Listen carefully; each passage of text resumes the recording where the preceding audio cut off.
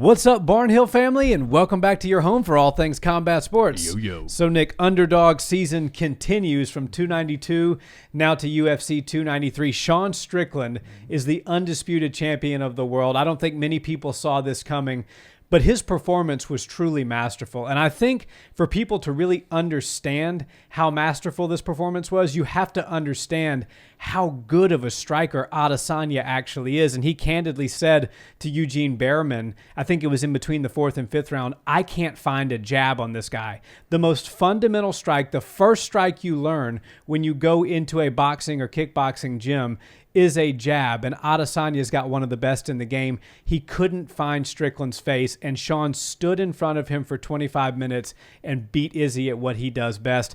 I can't say enough about it. What do you have to say about the performance? Man, it was a historical night for the UFC. Add another Sean to the list of UFC champions right now, and maybe they're two of the most exciting champions that the entire UFC has on its roster. But Sean Strickland went out there, and I think he proved to himself just how good of a fighter he was last night. Obviously, if you've made it to the UFC, you're a great fighter. If you can climb the rankings, you're a very good fighter. And then if you can get up in there to a title fight or number one contenders matchup, you're considered one of the baddest dudes on the planet. But I felt like watching Sean this week, it almost seemed like he needed to be pinched, or as he likes to say, somebody punch me, right? Everybody always says, somebody pinch me, I don't feel this is real. His version is somebody punch me. He's a little more violent. Exactly. So Sean was out there, I think, answering a lot of questions for himself. I don't think he truly believed going into fight week that I can for sure beat this guy. And as a matter of fact, I can beat him at what he does best, which is striking. And to see him turn it on for 25 minutes straight and all the way down to the very last seconds of the fight where he's bringing the fight, where he's screaming at Izzy, where he's trying to walk him down, literally knowing that he's up maybe 22, 23 minutes of this entire fight, 25-minute fight. He's leading the whole way, and then he starts walking Izzy down with his hands down. One of the most lethal strikers that the UFC's ever seen. He's walking him down with his hands down, trying to get him to engage in a fight, and Izzy's not doing it. It was absolutely one of the most unique and historical nights the UFC's seen in the modern era, and man, I'm really happy for Sean Strickland. Yeah, me too. And those are all great points. And I don't want people to miss this one point, because it seems like this morning the narrative is a little bit like Izzy was flat-footed. Like Dana White came out in the post-fight press conference, and I did disagree a little bit with his assessment. His assessment was Izzy couldn't really get out of first gear. Something seemed off. Just something was not right about his fight. Izzy looked like Izzy to me. He was moving around the perimeter of the cage. He was throwing a lot of feints. He was using his eyes to feint, and he looked like he was baiting and setting traps. The problem was Sean Strickland just outclassed him and beat him at what he does best. Sean, this wasn't so much a story of Izzy having an off night. This was a story of a true underdog coming in there and well exceeding all expectation that, as you said, even he had for himself, because even if he thought he was going to win this fight, he didn't think it was going to go that way. And he said as much on the Full Send podcast. He said, guys, look, I may get knocked out in this fight. I may win this fight, but one thing's for sure. Some years are going to be trimmed off of my life. I'm going to be battered. I'm going to be bloody. I hope I get my hand raised. I might get knocked out, but one thing's for sure. I'm going to have to go through hell in order to make it through this fight. Sean Strickland looked like he could have gone another 5 rounds at the end of that fight last night, and he stood 25 minutes in front of Adesanya and looked like he had not even been in there fighting. That is almost as remarkable, the way he won that fight, as if somebody were to get in there with Khabib and wrestle him down for 25 straight minutes. And I love the fact that it went to decision, because this wasn't like if it had ended in the first round after Sean hurt Izzy, there would have been a lot of debate like, man, did Sean just catch him? Everybody can get caught, especially as you get older. Izzy's been through some fights. Maybe his chin's not what it used to be. No, this was a technical masterpiece from start to finish, and I hope that point is not missed by people. This was not an off night for Izzy. This was an on-fire night for Sean Strickland. I totally agree with you, and I love when we sit down the day after the fights and we get to break down the X's and O's, but this one stands out as one of the more interesting fights to actually recap and break down.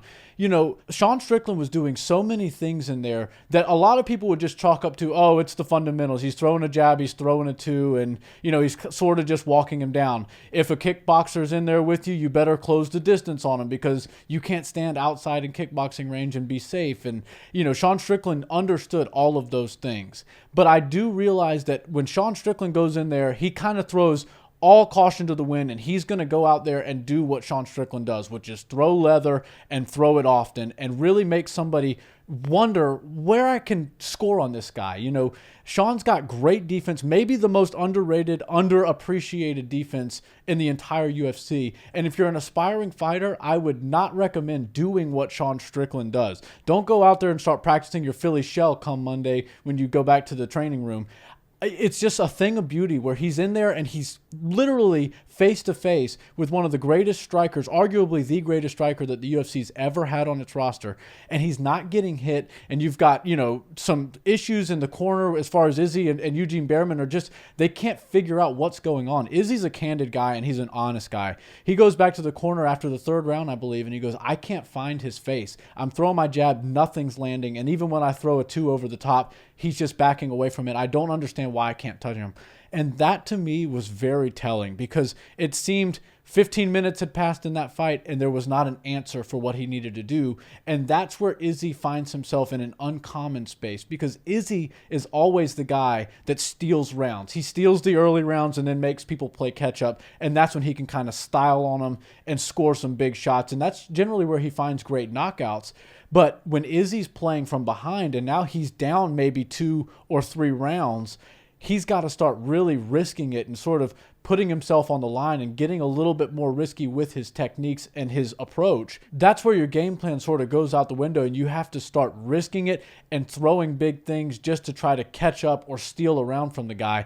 Sean Strickland made it very difficult for him to do that. He didn't see any opportunities in there against Sean. And one of the things Sean was doing, which I think was getting underappreciated, was aside from constantly pressuring Izzy, he was switching stances as well. So he might have just been throwing ones and twos for the majority of the fight out of a Philly shell, but he was also pressuring Izzy and then switching stances a lot. And every time he'd switch stances, he would kind of raise his leg like he was checking a kick because he was anticipating Izzy throwing some leg kicks. As we know from Izzy's past, he loves to tear the legs up early to slow his opponent down, and then he starts to attack and goes for the head and the body.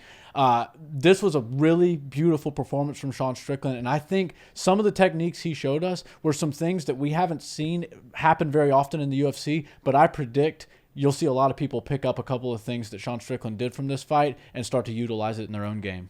Yeah, very likely. And this was Adesanya's third loss in his pro MMA career, but this loss to me felt very unlike the other two. Yeah. What do I mean by that? Jan Blachowicz, when he fought Izzy, I think Izzy got the better of most of the striking exchanges. Now, Jan does have some ungodly power, and Izzy was going up trying to become a champ. Mm-hmm. But ultimately, you could make the argument that Israel Adesanya won the striking portion of that fight. And if it weren't for Jan getting those takedowns and doing some ground and pound damage, that Adesanya would have likely become champ that night.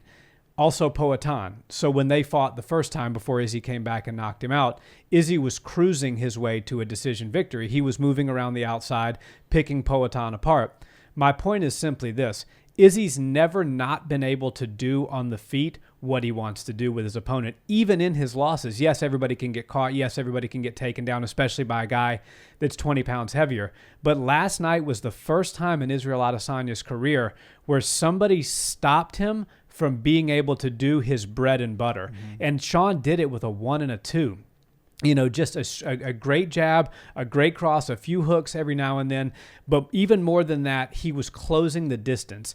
Israel Adesanya, had that fight happened at more of a kickboxing range and out in the middle of the cage, likely could have won a decision victory by picking Sean apart because he's so cerebral and so fast twitch. And he knows how to land his shots and is very precise. Sean did exactly what he needed to do, which was back Izzy up and make this a boxing match. And what I didn't account for was that, yes, I will still say today that Israel Adesanya is a better all-around striker than Sean Strickland, but what I didn't realize was Sean Strickland is a way better boxer than Israel Adesanya is, and he made that fight happen in a phone booth, and he was able to prove that his hands alone, just that one specific tool, is superior to Adesanya's. Yeah, he absolutely is the better boxer. And I think a lot of people were shocked by just how good his boxing was. And it's not just the offense, it's the defense. And if you go back and look at the stats, they showed him midway or just past the midway point of the fight. Israel Adesanya was throwing a lot of headshots and hitting a lot of air all night long. And Sean Strickland was doing the same thing. Both guys were head hunting, which is not what a coach wants to see out of their fighter. You know, everybody says the head moves a lot, the body stays still. So attack the body and you'll start to slow the fighter down. There's always a target that's much bigger. It doesn't move near as much and it's way less elusive. But these guys were head hunting from start to finish. And I think that partially goes into the game plan for Eric Nixick and the team at Extreme Couture. When they were game planning this, you can't afford to bend your knees too much, hinge at the hips, and start to lunge forward on a guy like Izzy Adesanya, who's so lethal with his legs. You've got to stand really, tall, basically. You've got to have great defense, and if you start hinging too much, if you start bending down and reaching for punches to hit the body, you could be met with a knee, you could be met with some kicks, you could be met with an uppercut.